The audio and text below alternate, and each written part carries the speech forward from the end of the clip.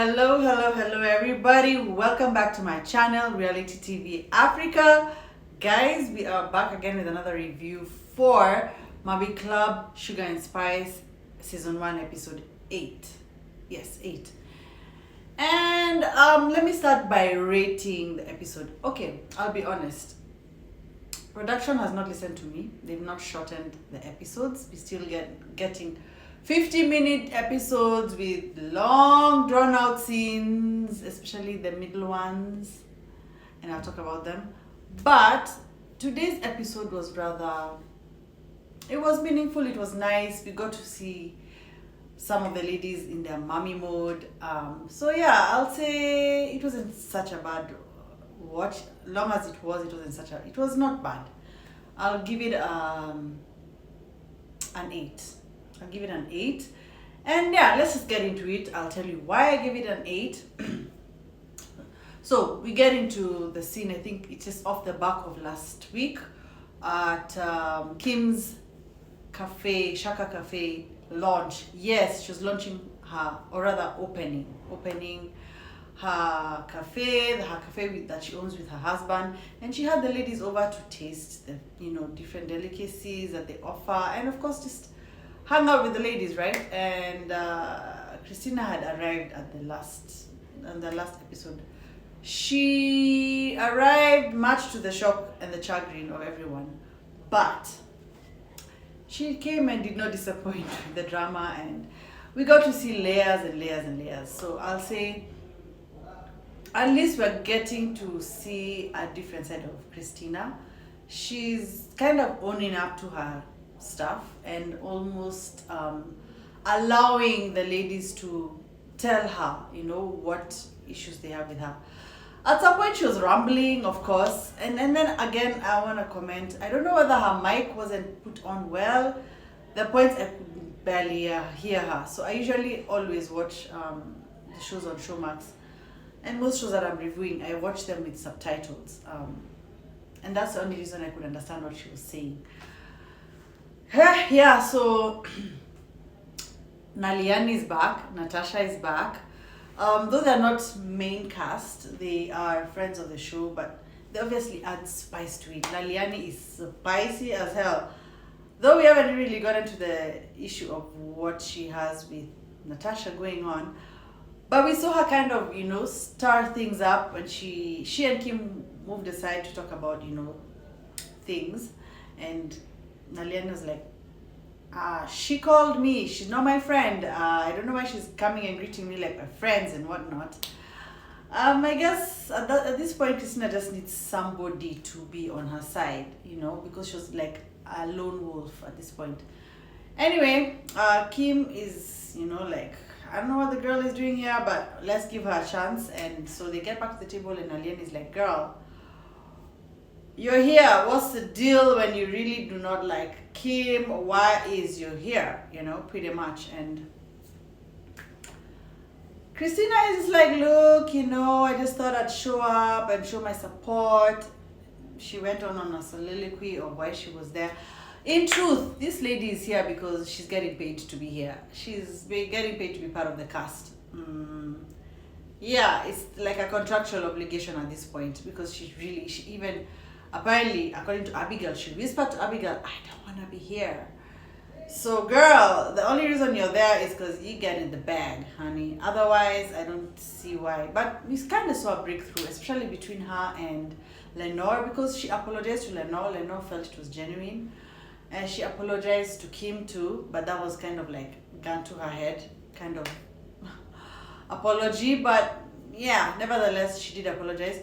Then we see Asharia putting her on blast, and I'm like, Asharia, stand up, girl. Finally, you're showing up to the party. It was good to see Asharia kind of getting in the mix of things, kind of putting, Christina on blast. She was also very shady in the confessionals, talking about, girl, you have a fake nanny. Is Findile fake? Ooh. Fake nanny. What else did she call? Because Christina, we did see Christina call Asharia fake. Of course, Christina will always throw a jab. If you come for her, she will retaliate. And so, anyway, the scene ended pretty much with Kim being happy with the way things went because she did get her apology. Lenore got an apology. Ladies seem to have a breakthrough, especially the twins with Christina, though they weren't too welcoming when she arrived. Yeah, so I think things kind of took a turn for the better for for Christina in this scene. Sidebar, how gorgeous is Naliani's sari? I mean, the whole bodice of it. She looked stunning. She looked stunning even in the scene in her, what do you call it? I call it belly gazing outfit. She looked really good. Her abs sitting. She's gorgeous. She has a stunning face. I mean, the girl is beautiful. I just wish she was a mommy and had, the whole husband thing going, so she could be part of the main cast. Because she brings it, okay? When she's in a scene, she brings it. Yeah, so let's talk about the rest of the scenes. There was like interesting scenes of the mommies being mommies, Abigail with her little girls at the hair and nail salon, and how she treats them like women and shows them how they should be treated when they get to being older. The bond between them and their half brother, and just the bond between Abigail as well and her stepson. Very cute, very lovely, nice to see. We also got to see Lenore take her son. Her son is handsome young man. She took him for aviation school, and he explained that she can't really be in the plane with him, but she'll be the first for him to fly when he can have a passenger. And we see him, talk about his upcoming 19th birthday party, which obviously we'll see next week. We just saw the mummies being mummies, but the scene between Losh and her daughter Dakia, now that was a powerful scene. Honestly, if I can just talk a bit more about this one, it was touching. I mean,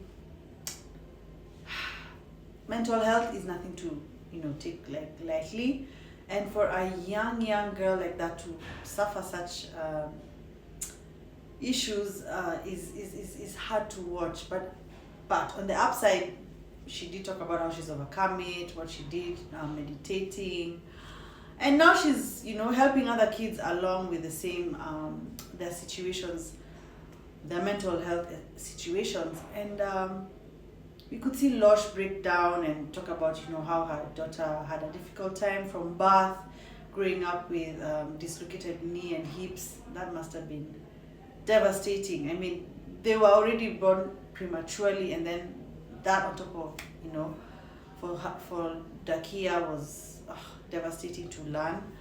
But she looks like she's kind of adjusted, and she's well adjusted, very intelligent, very emotionally aware. Like Losh has done a good job. And then how fortunate is this little girl to have her auntie and her mom doing occupational health therapy.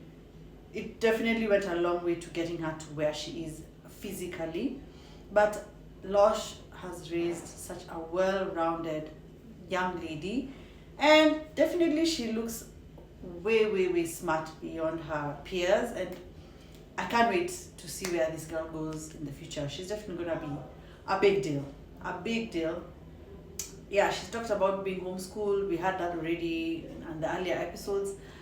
And I like that, Losh takes her kids individually, and, she can give each and every one of them the attention that they need. This young girl felt like her mom loves her more than anyone else in the world. And it's such an amazing feat for a mom who has 3 different children, 3 different personalities she's dealing with, and for each one of them to feel that motherly love and attention.